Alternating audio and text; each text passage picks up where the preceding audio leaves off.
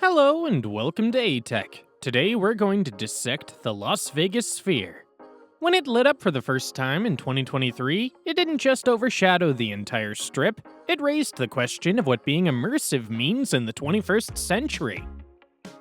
How does the sphere manage to transform a facade of widely spaced pixels into an ultra-realistic illusion that even deceives our brains? What technological secret is behind the 167,000 speakers so that every spectator hears sound perfectly tailored to their position? And above all, what justifies such an investment? From the very first glance, the sphere's a visual punch. In the middle of the neon jungle of Las Vegas, this spherical megastructure, standing 112 meters high with a diameter of 157 meters, has established itself as a landmark. Capable of accommodating up to 17,600 seated spectators and 20,000 in total, it's neither a classic concert hall nor a giant cinema, but rather an experimental prototype created by a company born from the world of Madison Square Garden. The goal was simple but radical: to design a place where image and sound absolutely envelop the audience, transforming every spectator, even those seated in the furthest row, into the unique focal point of the show. It's the kind of engineering gamble that makes accountants smile but artists salivate. Let's start with its outer shell, the exosphere. Imagine being asked to cover a surface equivalent to 10 football fields, about 54,000 meters squared, with LEDs, making it look like a globe or a giant eye seen from a plane. That is the challenge of the exosphere, the largest outdoor screen in the world at the time of its launch. This skin is covered with some 1.2 million small lighting units, known as LED pucks. Each puck, about the size of a hockey puck, houses 48 diodes capable of displaying billions of colors. If you get close, the illusion collapses. You see only a matrix of widely spaced light points. This is where genius and economy come into play. The secret of this outdoor magic is purely optical. It's a gigantic demonstration of pixel psychology. Engineers perfectly calculated the optimal viewing distance, playing with the human eye's inability to discern individual pixels from a few hundred meters away. Your brain then does the work, merging these miniature streetlights into a continuous and incredibly realistic image. It's not raw density that matters, but perspective, transforming the whole into an immense billboard for events like Formula One, or into a collective hallucination for tourists. We now enter the interior of the sphere, where the atmosphere shifts from Hollywood show-off to technological showroom. The atrium serves as a buffer zone, psychologically preparing the visitor for total immersion. There, you'll find amazing installations such as walls of holographic images using rotors that spin at incredible speeds, composing 3D images through persistence of vision. But the real surprise for the user is the welcoming committee, 5 humanoid robots called Aura. Developed by a British company, these androids, focused on torso and face, rely on a blend of sophisticated mechatronics and AI software to interact.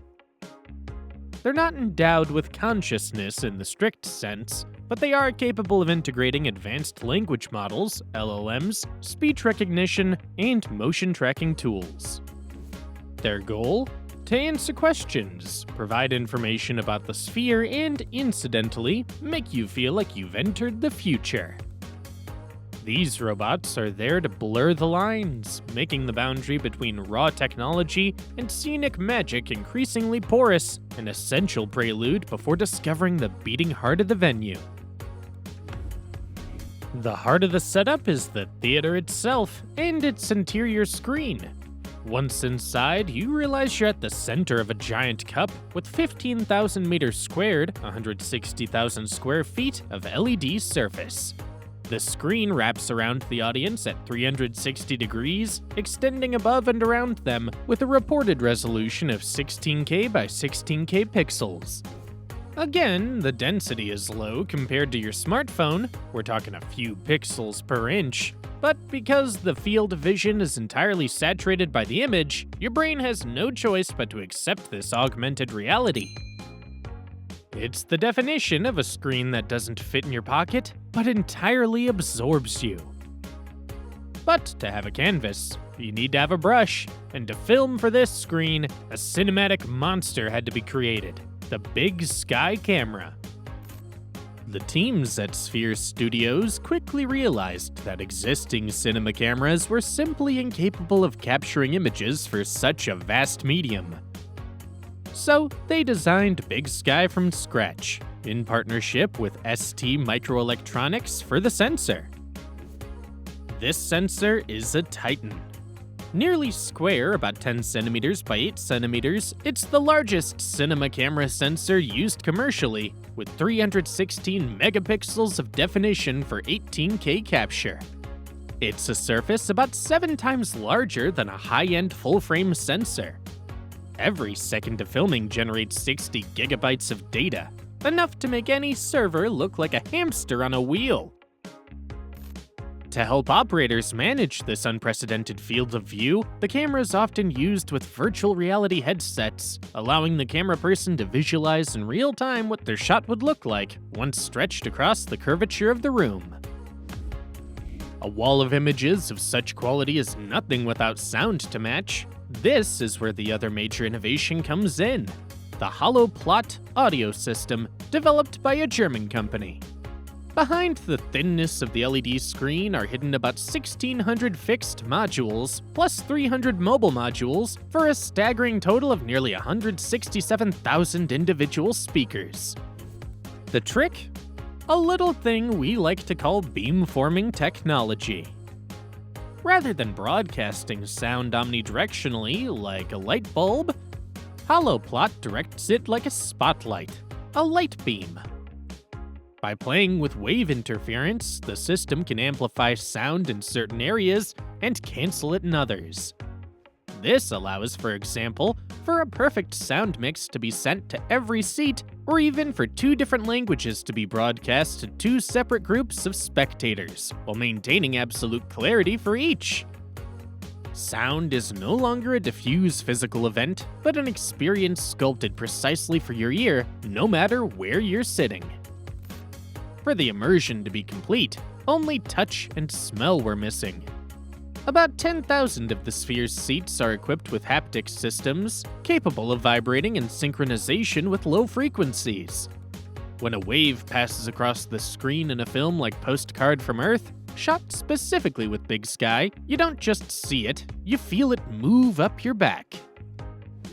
Adding to this are 4D effects, used with calculated restraint to avoid falling into kitsch. Wind machines to stimulate breezes, and scent and fog diffusers. The idea is to activate all your senses, transforming the simple act of watching a movie or a concert into a multi-sensory experience, even if, let's be honest, the smell of popcorn alone might have been enough for some.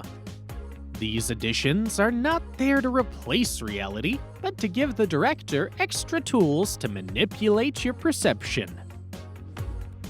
Today, the Sphere operates on 2 pillars of content: residencies by major artists and scripted cinematic experiences like the Darren Aronofsky film, entrance fees, which can range from $79 to over $300, are necessarily high, which is explained by the pharaohaic cost of the structure, over $2.3 billion, and its nature as a prototype.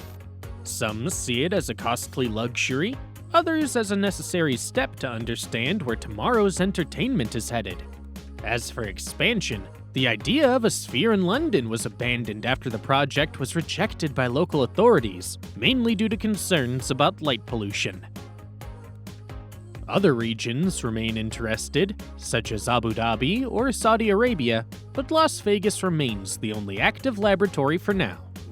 The next ambitious step mentioned by Sphere Studios?